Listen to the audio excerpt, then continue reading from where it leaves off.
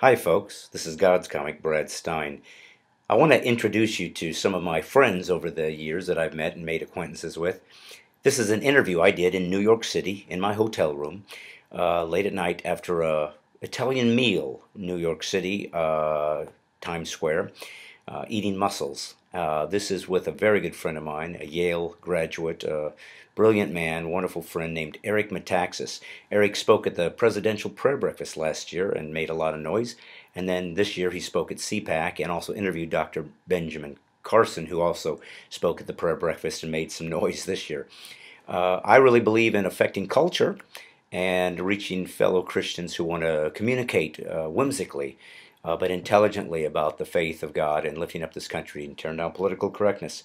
So this is not the Brooks Brothers Eric Metaxas you see at all his book signings or at the CPAC. This isn't the well-shaved and groomed presidential prayer breakfast Eric Metaxas. This is my friend in shorts in a hotel room, unshaved and unkempt, the real guy, the wonderful guy that I want you to know.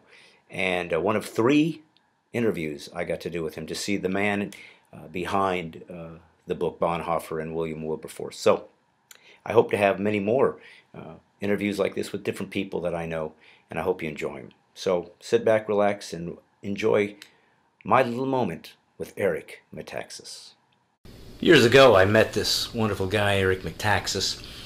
He wrote the book Bonhoeffer, which has sold 800 trillion copies, or at least that's what he told me. And I met him here in New York. We just had mussels, and I wanted to talk to him a little bit about culture and life and Christianity in America.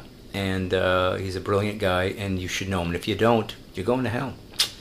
Here we go. There's Eric, right there. What? It's all right. Wake up, Eric. You've had mussels. Well, Eric, I just, first off, I want to say thanks for spending a couple minutes with me. I love your work. I love your writing. You're very funny. You're very creative. You're an intellectual. We need more of you. Why isn't there more of you? Actually, there is more of me in the other room. I see. Would you like to see it? I don't know. That frightens me. I think there was something in those mussels, Brad. I see. I feel kind of drugged. I'm Yes. going to say stuff that I'm going to regret. Yes. Is Paco still here? Well, he's got an apron. Does that make sense? I don't know. Okay, and wooden shoes. I don't know what's happening. Yes, our Dutch Hispanic waiter. Okay. Obviously, people aren't in on this. I understand. So, what did you want to talk to me about? Well, I want to know, do you think there's a lack of intellectualism in Christianity in America? Do you think there's a lack of us articulating ourselves in a format that demands attention, that people take us seriously? No. No? Okay. Okay. I'm glad that next was question. Yes, of course. That's why... But that's not our legacy. That's not how it used to be. What happened to Augustine? What happened to Aquinas? That was who we used to be. St. Augustine, he died... I see. Like 17 centuries ago. Eating mussels? Where have you been? You should read the papers. He was eating mussels. It was all over the papers. He died. In Hippo. I see. Yeah, Hippo. That's North Africa. Yeah. Well, anyway, I think I know where you're going with this, and I think this is not an easy question to answer because there are good reasons and bad reasons for how we got to where we are in the culture right now. One thing that happened, we kind of, let's see, when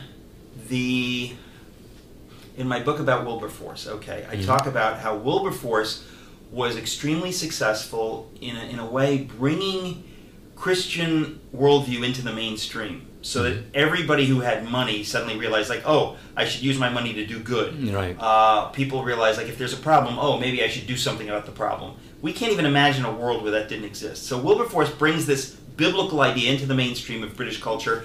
It catches on like wildfire. And so in Great Britain and in America in the 19th century, you have Victorian values. You have a whole culture where we even make fun of the fact that people were doing good. They felt obliged to do good and to help people and so on and so forth.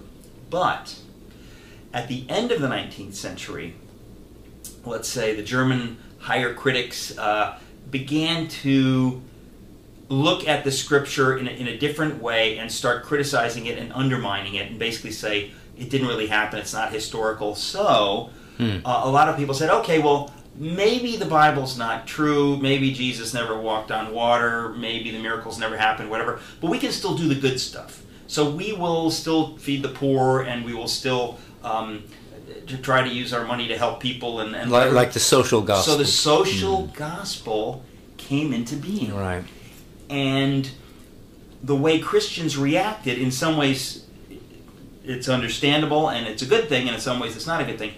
Many Christians said, oh, you're going to criticize the fundamentals of the faith, the bodily resurrection, the virgin birth, and all these important things, and you're going to just say, we're just going to be like Jesus and do good stuff. And the serious Christian said, no, that's not good enough. You need to do that good stuff for the right reasons, and you need to know that Jesus really did rise from the dead, and Mary really was a virgin, and the miracles really happened, and on and on and on and on. And they said those are the fundamentals of the faith, and you cannot throw those under the bus. And we're going to focus on these fundamentals. And of course, they were then called the fundamentalists. So people who said, I believe in all these things, became fundamentalists.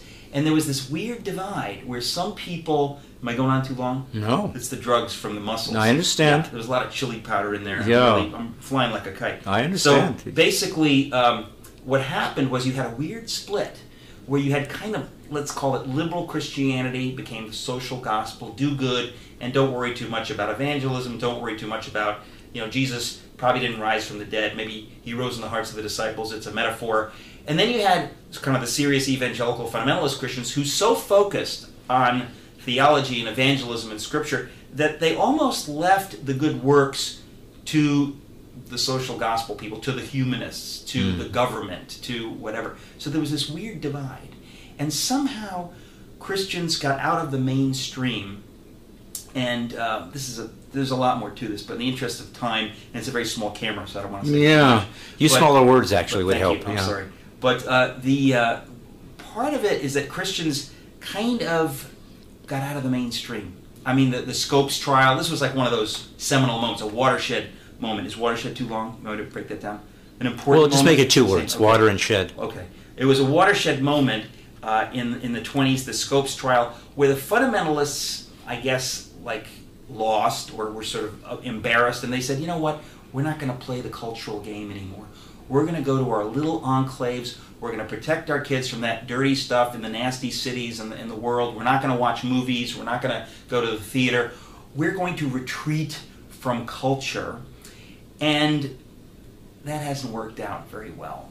And so for decades and decades, you've had this false idea in what I would call evangelicalism that we're going to retreat from culture, we're going to create our own culture, and we're going to leave culture to the people in the secular world. They can go and do that.